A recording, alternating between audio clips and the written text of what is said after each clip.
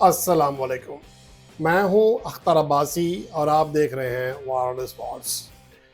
Big bash में पाकिस्तान के कुछ प्लेयर्स, जिनमें ख़ास तौर पर बाबर आजम और मोहम्मद रिजवान की जो सिलेक्शन हुई है, जिन्हें पिक किया गया है, वो पाकिस्तान में कुछ लोगों को हज़म नहीं हो पा रहा है। इस हवाले से काफ़ी बातें हुई हैं। मैं देख रहा हूँ सोशल मीडिया पर हर कोई अपनी मंतक पेश कर रहा है कि सैम अयूब को, मोहम्मद हारिस को या हसन नवाज़ को या सलमान अली आगा को क्यों पिक नहीं किया गया, बजाय इसके मोहम्मद रिजवान को पिक किया गया या फिर बाबर आजम को। यहाँ पर जो चीज़ें हो रही हैं वो भी डिस्कस करता हूँ आपके साथ। और दूसरी जो सबसे अहम बात है, बहुत सारे जो ये सोशल मीडिया पर इस तरह की बातें कर रहे हैं, उनको शायद बिग बैश की ड्राफ्ट का, उनके प्लेइंग 11 के रूल्स का, उनके स्क्वाड्स के रूल्स का पता ही नहीं होगा। ये मैं 100% यकीन के साथ कह रहा हूँ, वरना इतनी लंबी चौड़ी बहस नहीं कर रहे होते। और दूसरी जो अहम बात है कि जो चीज़ें आ रही हैं, पहले तो मैं कानून की बात भी कर देता हूँ, आपके सामने रख देता हूँ। और उसके साथ साथ जो अहम चीज़ है वो ये कि यहाँ पर कुछ लोगों को मिर्चें क्यों लग रही हैं। यार देखें, हसन नवाज़, मोहम्मद हारिस, इनके ऊपर मैंने भी बहुत तनकीद की थी। आपको याद होगा जब दौरा न्यूजीलैंड में ये खेले तो इवन के सेंचुरी स्कोर की थी, लेकिन जो बाकी 4 इनिंग्स में जिस तरह वो खेले, जिस तरह गेंद और बैट का जो डिफरेंस था, टच तक नहीं हो रही थी, करीब तक नहीं आ रही थी, हवा में बैट घुमाए जा रहे थे, तो मैंने भी बहुत तनकीद की थी। मोहम्मद हारिस की गैर मुस्तकिल मिजाजी के ऊपर भी हमेशा तनकीद की है।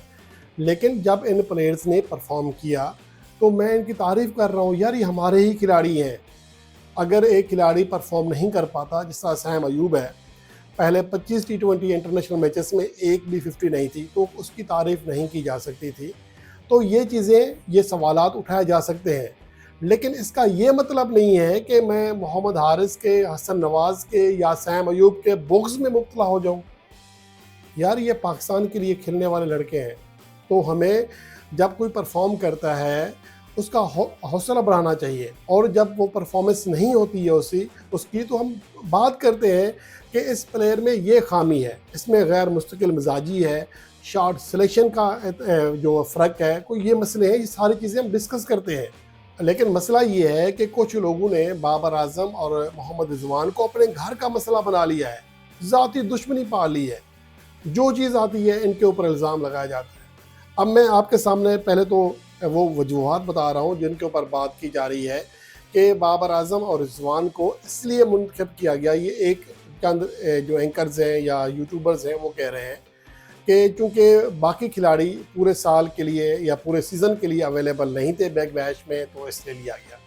तो क्या पाकिस्तान की T20 के vice captain Shadab Khan available हैं, हारिस रऊफ़ हैं, हसन अली हैं, क्या ये अवेलेबल नहीं है? तो ये भी तो पाकिस्तान टीम के लिए खेलते हैं।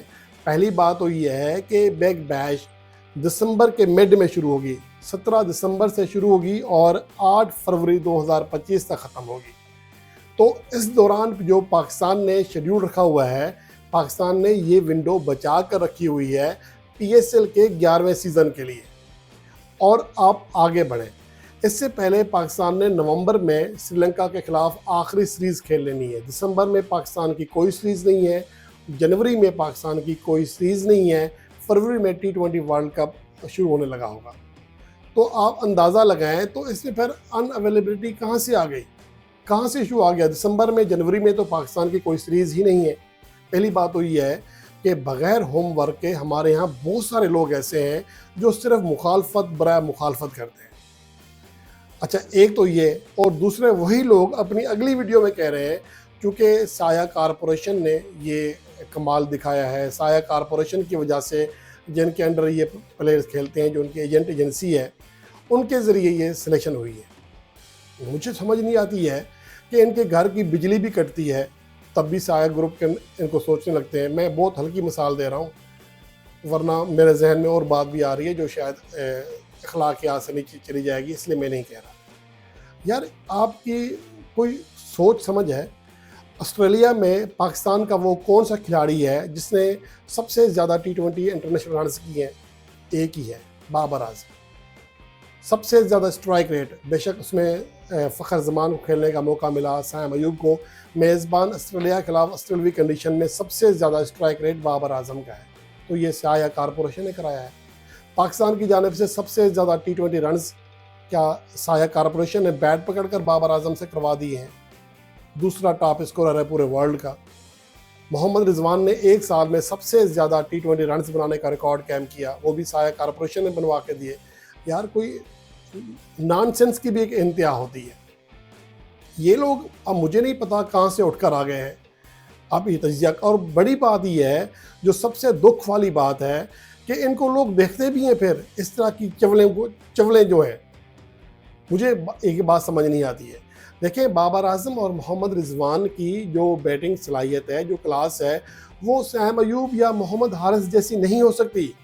उसी तरह मोहम्मद हारिस, साइम अयूब और फ़खर जमान मुस्तकिल मिजाजी में बाबर आजम और रिजवान जैसे नहीं हो सकते। अभी भी मुझे इस बात पर बिलीव है, जब आपकी टीम में 2-3 और सुपरस्टार आ जाएंगे, परफॉर्मर, जैसे हसन नवाज परफॉर्म कर रहा है, इस तरह के चंद और प्लेयर्स ने परफॉर्म करना शुरू कर दिया, तो आप देखिएगा कि बाबर आजम और रिजवान का स्ट्राइक रेट काफ़ी ऊपर आ चला जाएगा। क्योंकि इन लोगों के ऊपर एक प्रेशर ये होता है कि अगर हमारी विकेट गिर गई, आपने T20 वर्ल्ड कप 2024 देखा, जब तक मोहम्मद रिजवान क्रीज पर थे, मैच हमारे हाथ में था। जैसे ही वो आउट हुए, मैच हमारे हाथ से निकल गया। रन ऑफ बॉल किसी से नहीं बना पीछे।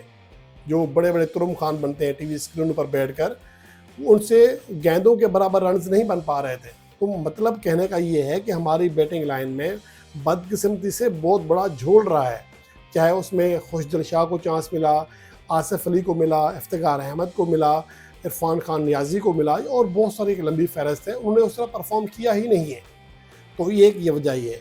और दूसरी बात ये है कि बिग बैश, जो मैं आपको अभी रूल बताने लगा हूँ, बिग बैश में मजमूई तौर पर 600 गैर मुल्की प्लेयर रजिस्टर्ड थे। और एक टीम, ये ना ही बांग्लादेश प्रीमियर लीग है, ना ही PSL है, ना ही IPL है, कि एक साथ आप 7-7, 8-8 गैर मुल्की प्लेयर्स अपने स्क्वाड में शामिल कर लें। उनमें जो स्क्वाड में सिर्फ 3 गैर मुल्की प्लेयर्स को ऐड करने की परमिशन होती है। चौथा गैर मुल्की प्लेयर आप ऐड कर सकते ही नहीं है। तो ये बात। दूसरी बात ये थी कि मोहम्मद हारिस और साइम अयूब या हसन नवाज अभी उस तरह के सुपरस्टार्स नहीं हैं। अभी उनकी जो कारकर्दगी है उसमें तसलसल नहीं है, तकनीक का मसला है। तो इसी वजह से ही बाबर आजम और मोहम्मद रिजवान को तरजीह दी गई है। ये सिर्फ 2 ही बैटर्स मुंतखब हुए हैं। और दूसरी बात यह है कि 600 जो गैर मुल्की रजिस्टर्ड प्लेयर थे, उनमें से सिर्फ 24 की जगह बननी थी। तो ऐसा कैसे पॉसिबल है कि सबको शामिल कर लिया जाए? ये तो हैरानकुन बात है कि पाकिस्तान के दूसरे ज़्यादा खिलाड़ी हैं गैर मुल्की, जो बिग बैश के 2025 और 2026 के सीज़न के लिए मुंतखब हुए हैं। यहाँ पर मजमूई तौर पर जो प्लेयर्स हैं, जिनमें सबसे ज़्यादा मुंतखब हुए हैं, 12 इंग्लैंड के हैं, 7 पाकिस्तान से हैं, 4 न्यूजीलैंड से हैं और 1 बांग्लादेश से है, रिशाद हुसैन। तो टोटल ये प्लेयर बनते हैं 24। तो इसमें कैसे पॉसिबल है कि वो बिग बैश का रूल तोड़ दें कि आप नहीं, हमने 5-5 गैर मुल्की प्लेयर्स खिलाने हैं? और दूसरी बात ये है कि बिग बैश में जो प्लेइंग 11 में खिलाड़ी खेलते हैं, वो ज़्यादा से ज़्यादा 3 गैर मुल्की प्लेयर्स खिलाने की परमिशन है। PSL में, IPL में तो आप 4-4 गैर मुल्की प्लेयर्स खिला लेते हैं। वैसे हर टीम अमूमन 2 प्लेयर्स गैर मुल्की खिला रही होती है। एक तो ये कानून का पता होना चाहिए कि सिलेक्शन क्यों नहीं हुई है, और दूसरी जो बातें हैं वो मैंने आपको पहले ही कर दी हैं। अब मसला ये है कि पाकिस्तान की जो ये प्लेयर्स मुंतखब हुए हैं, अगर इनमें से बेशतर प्लेयर्स तो T20 वर्ल्ड कप के लिए मुंतखब हो जाएंगे। हसन अली का चांस है, ज़ाहिर है शाहीन शाफरीदी हैं, हारिस रऊफ़ हैं, और उसके साथ साथ आप कह सकते हैं कि शादाब खान तो वाइस कैप्टन है। बाकी रह जाते हैं 2 खिलाड़ी, बाबर आजम और मोहम्मद रिजवान। आप मुझे बताएं कि जब तक पाकिस्तान की सीरीज़ हो चुकी होगी, काफ़ी पाकिस्तान क्रिकेट खेल रही होगी, तो डिसीजन हो चुका होगा कि बाबर आजम और मोहम्मद रिजवान के बगैर T20 वर्ल्ड कप खेलना है, ये इनके साथ ही। तो इसलिए ये कहना कि बाकी प्लेयर्स अवेलेबल नहीं थे, इसलिए बिग बैश में नहीं लिया गया, यार कुछ तो शर्म करनी चाहिए। बहरहाल ये एक हकीकत थी जो मैंने आपके सामने रखी है कि यही वो प्लेयर्स से जिन्हें मुंतखब किया गया है किन वजूहात की बुनियाद पर।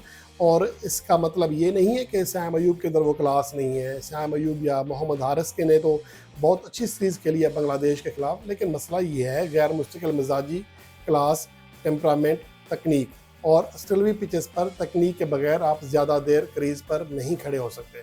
तो इसी वजह से वहाँ की जो मुंतज़मीन है, अब वो भी कोई अब ये कह दें कि वो साया कॉरपोरेशन के तहत सिलेक्शन हुई है।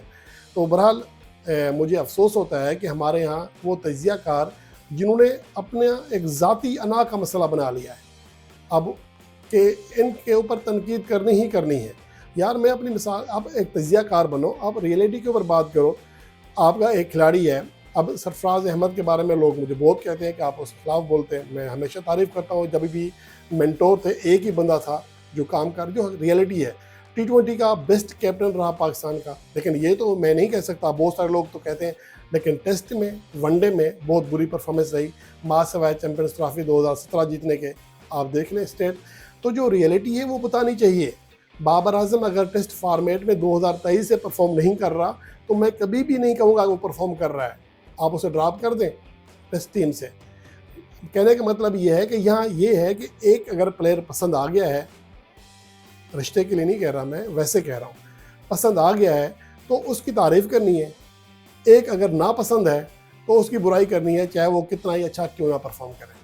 और ये चीज़ मेरे ख्याल में किसी भी तरह पाकिस्तान क्रिकेट की बेहतरी के लिए सही नहीं है।